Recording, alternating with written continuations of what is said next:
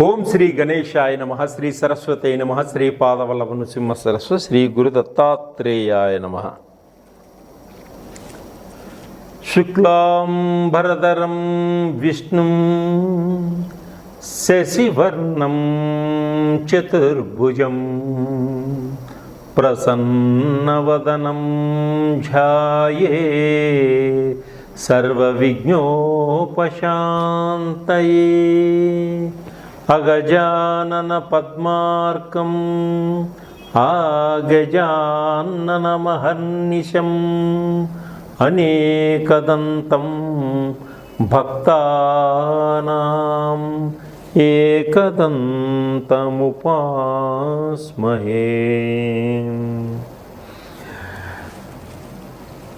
వినాయక చవితి ప్రేక్షకులందరికీ కూడా వినాయక చవితి శుభాకాంక్షలు. ఈ వినాయక చవితి రోజున అందరూ ఆనందంగా, ఉత్సాహంగా, ఉల్లాసంగా ఉండాలని, మీకున్న కష్టాలన్నీ తొలగిపోయి కుటుంబంతో సుఖ సంతోషాలతో ఉండాలని మా ఛానల్ వాళ్ళు మీకు ఈ ప్రత్యేక కార్యక్రమాన్ని ఇస్తున్నారు. ఇంకొకసారి ప్రేక్షకులందరికీ మరోసారి శుభాకాంక్షలు. వినాయక చవితి 2024లో భాద్రపద శుక్ల చవితి సెప్టెంబర్ 7 శనివారం నాడు వినాయక చవితి మనం జరుపుకుంటున్నాం. ఈ వినాయక చవితిలో మన ఛానల్ వాళ్ళు ఒక ప్రత్యేకతని మీకు అందిస్తున్నారు. అది ఏమిటంటే, వినాయక చవితి రోజున మన అందరం వినాయకుడికి పూజ చేసుకుంటాం. పూజ చేసుకున్నాక ప్రతి రాశివారు ఎటువంటి నైవేద్యాన్ని వినాయకుడికి సమర్పిస్తే, ఎటువంటి పత్రాలు వినాయకుడికి సమర్పిస్తే మీకు అద్భుతమైనటువంటి, ఆశ్చర్యకరమైనటువంటి విజయాన్ని సాధిస్తారు, ఆర్థిక పరంగా ఎలా ఎదుగుతారు, ఉద్యోగాలు రాని వాళ్ళకి ఏ విధంగా ఉద్యోగాలు వస్తాయి, వివాహం కాని స్త్రీలకి ఏ విధంగా వివాహం అవుతుంది, విదేశాలకు వెళ్ళాలి అనుకునే వారికి ఏ విధమైనటువంటి మంచి అవకాశాలు వస్తాయి, భార్యాభర్తల మధ్య కుటుంబంలో అన్యోన్యత, దాంపత్య జీవితం ఏ విధంగా ఏర్పడుతుంది, వ్యవసాయం చేసుకునే వారికి అధికమైనటువంటి దిగుబడి ఏ విధంగా వస్తుంది, వ్యాపారాలు చేసుకునే వారికి వ్యాపారంలో మంచి లాభాలు ఏ విధంగా వస్తాయి, విఘ్నాలు తొలగిపోయి విద్యార్థులు చదువులో ఉన్నత స్థానానికి ఎదగడానికి ఏ విధంగా గణపతి సహకరిస్తాడు, ఇవన్నీ కూడా మీకు చెబుతూ ప్రతి రాశి వారికి ఏ విధమైనటువంటి పరిహారాలు చేసుకుంటే అద్భుతమైనటువంటి విజయాన్ని సాధిస్తారో ఇప్పుడు మీకు తెలియపరుస్తున్నాం. కర్కాటక రాశి భాద్రపద శుద్ధ చతుర్థి నాడు, వినాయక చవితి నాడు స్వామివారిని భక్తి శ్రద్ధలతోటి పూజించి స్వామివారికి 21 దళములతోటి పూజ చేసి, ప్రత్యేకంగా దేవదారు పత్రంతో స్వామివారికి అష్టోత్తర శతనామావళి చేసిన తర్వాత స్వామివారికి ఇష్టమైనటువంటి ఉండ్రాళ్ళు నైవేద్యంగా సమర్పిస్తాము. గరికతోటి కూడా స్వామివారిని పూజిస్తాము. ఈ కర్కాటక రాశి వారు యొక్క కోరికలు నెరవేరటం కోసం, వారి అభివృద్ధి కోసం స్వామివారికి 21 అరటి పండ్లు, అలాగే స్వామివారికి నారింజ పండ్లు ఒక 12, ఇవి 2 ప్రత్యేకంగా నైవేద్యం చేసినట్లయితే మీకు ధూప దీప నైవేద్యములతో పాటు వీటిని కూడా స్వామివారికి సమర్పించిన విధంగా సమర్పించినట్లయితే మీకుండేటువంటి సమస్యలన్నీ కూడా కరిగిపోతాయి. ఆర్థికపరమైనటువంటి కష్టాలన్నీ కూడా తొలగిపోతాయి. మీ శరీరానికి సంబంధించినటువంటి ఇబ్బందులన్నీ కూడా, అంటే రోగాలన్నీ కూడా తొలగిపోతాయి. ఆరోగ్యదాయకంగా ఉంటారు, ఆనందంగా ఉంటారు. మీ జీవితంలో అనుకున్నది సాధించటానికి దగ్గరగా వెళుతూ ఉంటారు. అలాగే ఈ గణపతి అనుగ్రహం వల్ల తప్పకుండా విజయాన్ని సాధించగలుగుతారు. మీ కుటుంబంలో కలతలన్నీ కూడా తొలగిపోతాయి. మీ కుటుంబానికి సంబంధించినటువంటి శత్రువులందరూ కూడా దూరం అయిపోతారు. మీ కుటుంబంలో కలహాలు పెట్టాలనుకునేవారు కూడా మీ దరిదాపులకు వచ్చేటువంటి సూచనలు కూడా ఉండవు. ఆర్థికపరమైనటువంటి అభివృద్ధి మీ కళ్ళకు కనిపిస్తుంది. కష్టం తప్పితే ఫలితం లేనటువంటి వారికి కూడా ఈ స్వామివారికి ఈ అరటి పండ్లు, నారింజ పండ్లు సమర్పించడం వల్ల స్వామివారు ఆనందదాయకంగా ఆనందం పొంది మీ కోరికలు వచ్చే సంవత్సరం వినాయక చవితి లోపల తీర్చేటువంటి అవకాశం ఉంటుంది. మీకు ఒక మంచి మార్గాన్ని చూపిస్తారు. ఆ మార్గంలో మీరు వెళ్ళండి, తప్పకుండా విజయాన్ని సాధిస్తారు. మీరు అనుకున్న కోరికలు నెరవేరుతాయి. 2025 వినాయక చవితి లోపల గ్రహాల యొక్క స్థితిగతులు అతీతముగా ఉన్నప్పటికీ స్వామివారు తలుచుకుంటే శాసించగల శక్తి ఆయనకు ఉంది. కాబట్టి మనం స్వామివారిని ఎప్పుడైతే ఉపాసించి స్వామివారిని ప్రార్థిస్తామో ఆయన అనుగ్రహ కటాక్షాలతోటి గ్రహాలన్నీ కూడా ఉధృతాన్ని తగ్గించుకోగలుగుతాయి.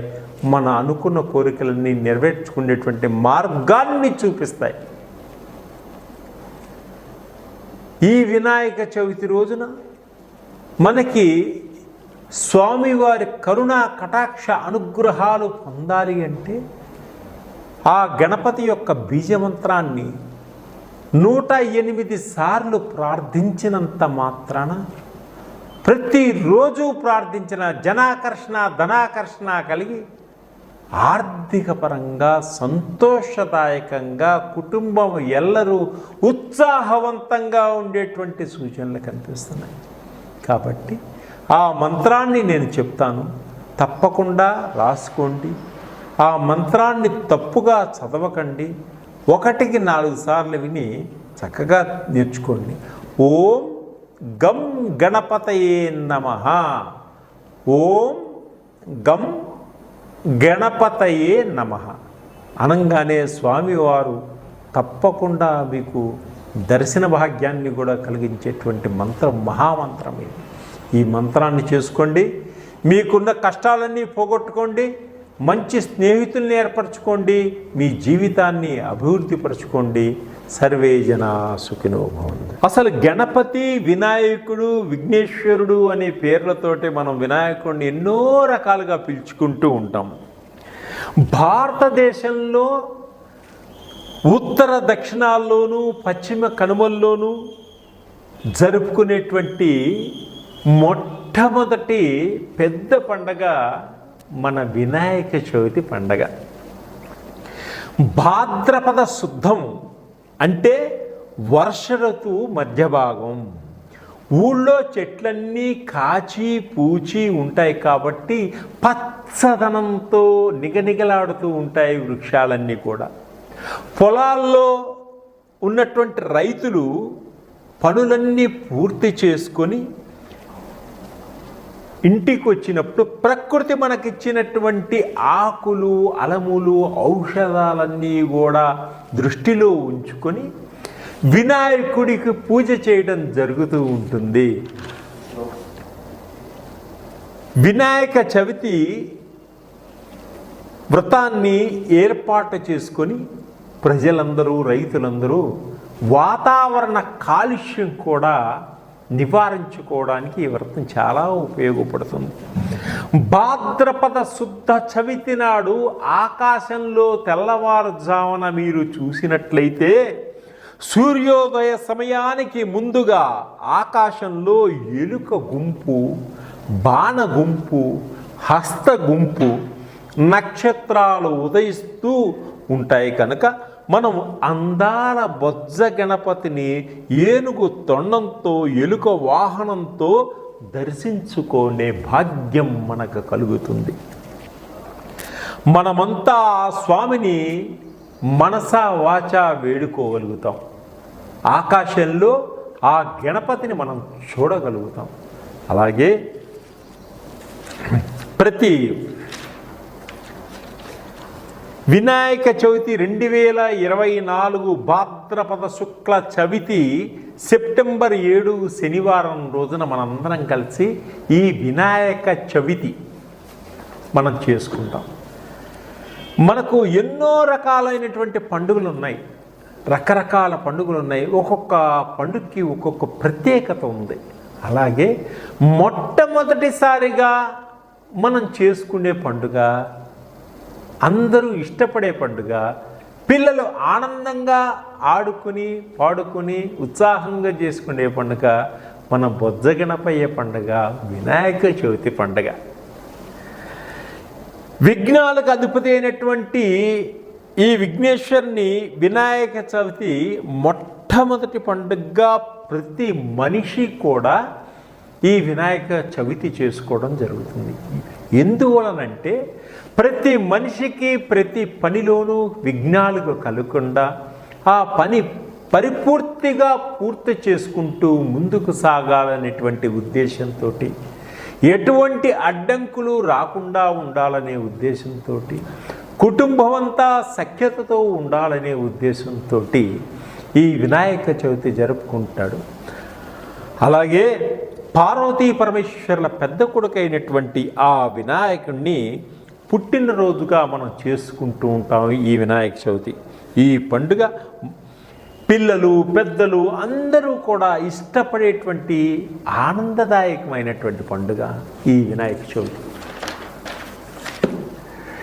ఈ రోజున, ఈ వినాయక చవితి రోజున ప్రాతకాలమునే లేచి ఇల్లంతా శుభ్రపరచుకొని మామిడి ఆకులతోటి, బంతి పూలతోటి చక్కగా ఇల్లంతా అలంకరించుకొని తలారా స్నానంబు చేసి కొత్త బట్టలు ధరించి గణపతిని, మట్టి గణపతిని తీసుకొని పూజలో ఉంచి పూజ మొదలు పెట్టుకోవాలి.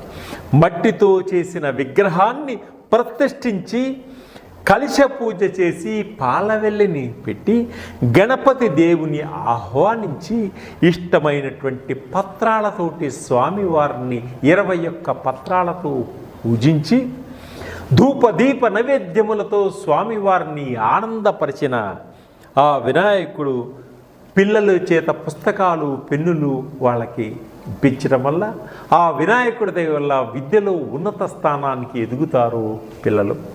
అలాగే వ్రత కథ అంతా చదివినాక ఆ అక్షంతలు నెత్తి మీద వేసుకోవడం వల్ల దోష పరిహారాన్ని పొందగలుగుతారు.